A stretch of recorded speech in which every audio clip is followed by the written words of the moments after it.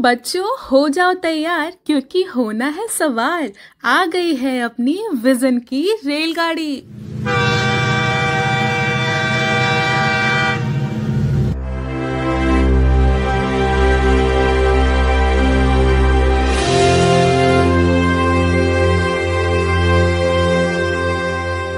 नमस्ते बच्चों, आप सभी का आज की चर्चा में स्वागत है। आप मन को शांत कर लीजिए क्योंकि आज एक और कहानी आपका इंतजार कर रही है। तो चलिए सुनते हैं अपने आज के मुहिम के साथी को। नमस्ते बच्चों, आज हम बात करेंगे उस विषय की जो हमें कभी डराता है तो कभी चौंकाता है, लेकिन अगर हम दोस्त बना लें तो जिंदगी बदल देता है। जी हाँ, हम बात कर रहे हैं गणित की। अब सोचो, जब तुम सुबह उठकर घड़ी देखते हो वो गणित है। जब मम्मी बाजार से सब्जी लाती है और हिसाब करती है वो गणित है। जब तुम लूडो खेलते हो वो भी गणित है। और जब मोबाइल में गेम खेलते हो या वीडियो बनाते हो उसके पीछे भी गणित है। सिर्फ गणित जोड़ घटाव नहीं, ये तरीके से सोचने की कला है।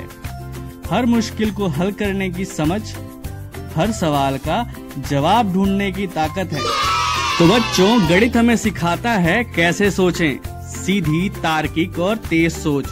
कैसे प्लान करें, पैसे, समय और रास्ता। कैसे समस्याएं सुलझाएं, चाहे वो जीवन की हो या पढ़ाई की। और आज के समय में गणित जानना मतलब दुनिया समझना है। अगर आप गणित में अच्छे हो तो आप बन सकते हो इंजीनियर। मशीनें, बिल्डिंग, टेक्नोलॉजी बनाते हैं।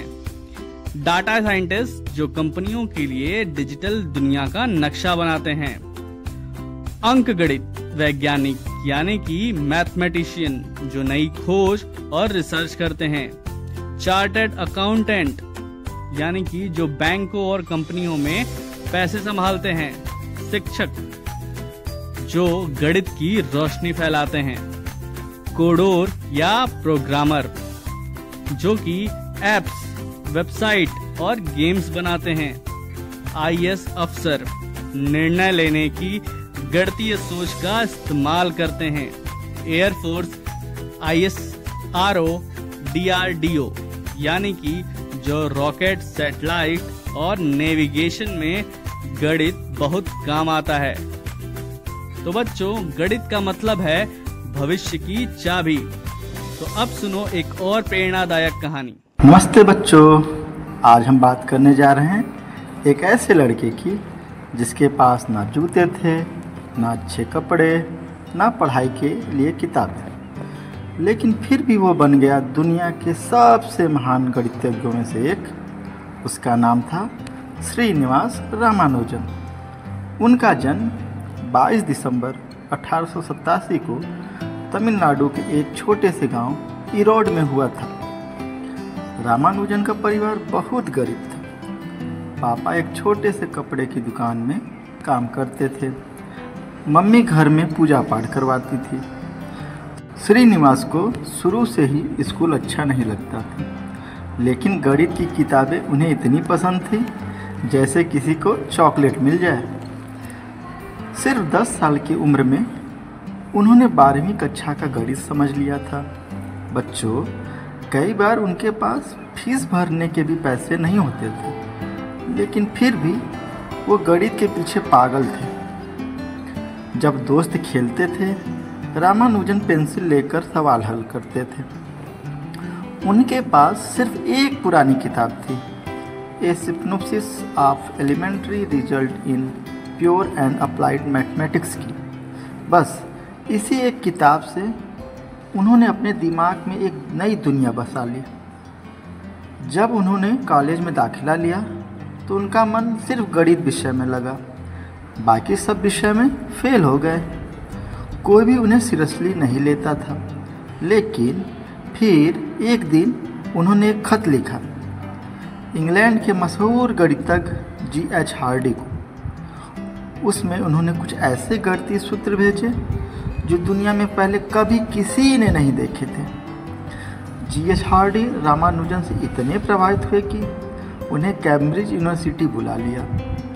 जहाँ यूरोप के वैज्ञानिक मशीनों से सवाल सुलझा रहे थे, वहीं रामानुजन सिर्फ कागज और दिमाग से ऐसे फार्मूले निकालते थे जो आज भी साइंस और टेक्नोलॉजी में काम आते हैं। रामानुजन के पास ना डिग्री थी, ना बड़े स्कूल का नाम, लेकिन उनकी खोजों से पूरी दुनिया हिल गई। उन्होंने 3900 से ज़्यादा गणितीय सूत्रों की खोज की, इन्फिनिटी, नंबर थ्योरी और फ्रैक्शन में क्रांति लाई।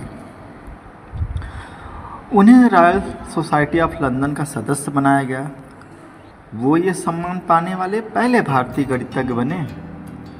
रामानुजन की सेहत इंग्लैंड की ठंड में बिगड़ने लगी। वे भारत लौट आए। सिर्फ 32 साल की उम्र में ही उनका देहांत हो गया। लेकिन बच्चों, उनका नाम आज भी हर बड़ी यूनिवर्सिटी में लिया जाता है। उनकी किताबें, सिद्धांत, फार्मूले आज भी पढ़ाए जाते हैं। क्या आप जानते हैं, हर साल 22 दिसंबर रामानुजन के जन्मदिन को नेशनल मैथमेटिक्स डे के रूप में मनाया जाता है। ये दिन हमें याद दिलाता है, गणित सिर्फ अमीरों का विषय नहीं, बल्कि सपने देखने वालों का जरिया है। रामानुजन ने कभी कंप्यूटर नहीं देखा था, ना ही उनके पास इंटरनेट था, लेकिन उनके पास था आत्मविश्वास, गहरी सोच और सीखने की भूख। तो बच्चों, अगर आपको भी गणित अच्छी लगती है तो आपके सामने कई रास्ते हैं। शिक्षक, बैंक अधिकारी, data analyst, engineer, app designer. तो चलो बच्चों, हम सब मिलकर दोहराते हैं।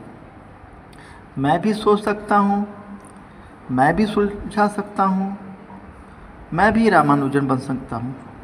एक बार फिर, मैं भी सोच सकता हूँ, मैं भी सुलझा सकता हूँ, मैं भी रामानुजन बन सकता हूँ। तो बच्चों, आज की कहानी से याद रखो कि गरीबी, कम संसाधन या सिर्फ सरकारी स्कूल तुम्हें कभी नहीं रोक सकते। अगर रामानुजन जैसे गांव के लड़के दुनिया के सबसे बड़े गणितज्ञ बन सकते हैं तो आप भी बन सकते हो। बस ज़रूरत है सोचने की, सीखने की और कभी ना हार मानने की। तो इसी के साथ आज की कहानी खत्म होती है। हम फिर मिलेंगे आपसे अगली कहानी में। तब तक आप सभी अपना ध्यान रखिएगा।